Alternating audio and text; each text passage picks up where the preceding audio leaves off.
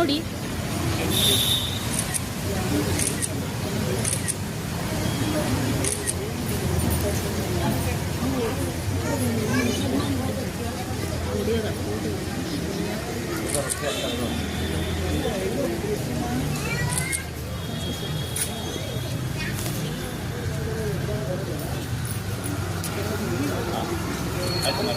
ಆಯ್ತು.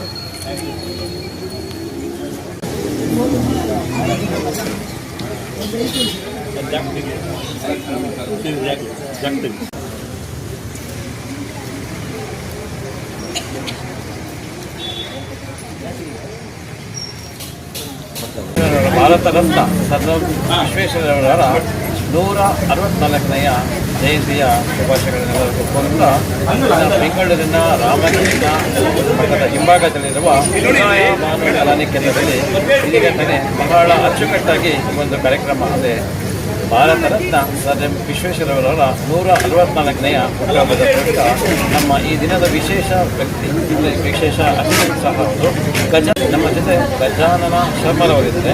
ಒಂದು ಕಾರ್ಯಕ್ರಮದ ಮುಖ್ಯ ಅತಿಥಿಗಳಾಗಿ ಅದರಿಂದ ಇವರು ವಿಶೇಷ ಏನಂತಂದರೆ ಇನ್ನಷ್ಟು ಬೇಕೆನ್ನ ಹೃದಯಕ್ಕೆ ರಾಮ ಎಂಬ ಬಹಳ ಸುಮಧುರ ಸಂಗೀತವನ್ನು ರಚನೆಕಾರ ಸಹ ಹೌದು.